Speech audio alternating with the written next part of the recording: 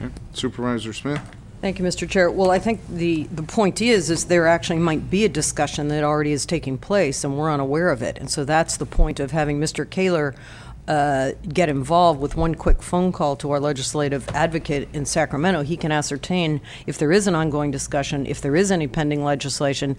He can do that, and he can communicate with the committee via email, and he can do it very quickly. I mean, we can move this forward, Supervisor Pinches, as fast as you would like us to. We could even conduct a special meeting if you think it's of that importance, although, as Mr. Mitchell, our CEO, just stated, the governor is not signing any legislation, and he stated, even if it were to be going forward, until the budget is passed. So I don't think we need to rush it, and I think we might be able to actually find, is there existing legislation? Can we sign on to it? What is our analysis of that with our resources in Sacramento, so we can sort of join a larger voice instead of maybe reinventing the wheel.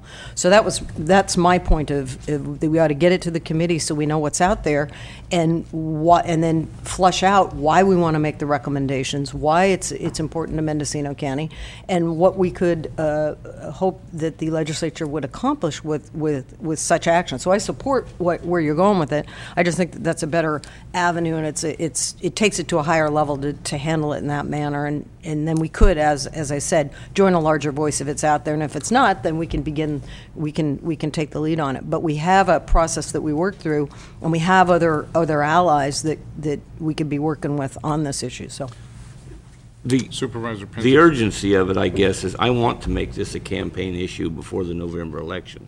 I want our state legislatures to have it on the table to take a position for or against.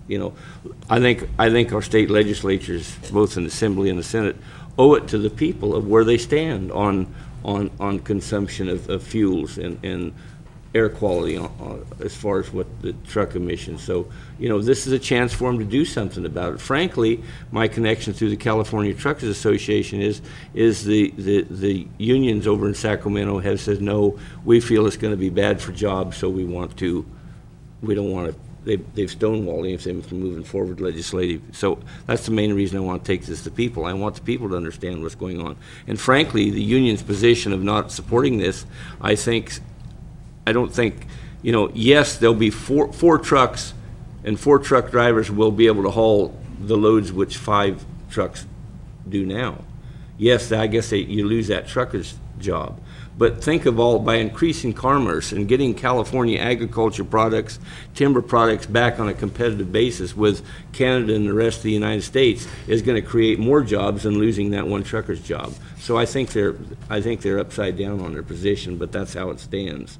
So, but there is a little bit of urgency to this. I want to make this a campaign issue in our November election. I want the people to know how their state assembly member or state senator stands on this position. We all know how they stand on cooking French fries, but I want everybody to know how they stand on this important issue. To the CEO, you have a comment? I was just going to reiterate that time to time critical issues do come up like this that we would like to move forward on. I just would want to make sure before the county takes a formal position in a letter from our board chair, that we thoroughly understand the issues involved and we get some opinions from Caltrans and from some of our other partners out there, so that we present a letter that makes our case in a manner that represents Mendocino County properly. Thank you. One other comment, Supervisor.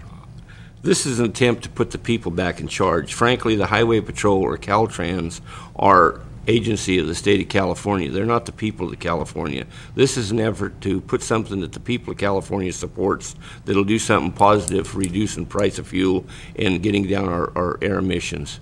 So I'm not interested in getting roadblock from state agencies. I want this to go right to the people. Okay, I think that's pretty clear. What's the action of the board? Mr. Chairman, I would like to move the approval of sending the letter. Second. Okay, there's a motion and a second for approval of sending this letter to the legislature. Any discussion on the issue from the board? Any discussion from the public? Okay, back to the board. Call for a vote. All those in favor of the motion signify by saying aye. Aye. Aye. All those opposed? No. Okay. Motion passes on a 3-to-1 vote with Supervisor Koufax absent. Okay. Couple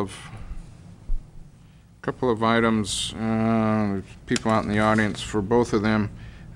Let's take up item 7B, which is a discussion on possible action approval of a amendment to a lease agreement between the Mendocino County and Dr. Brent Huey.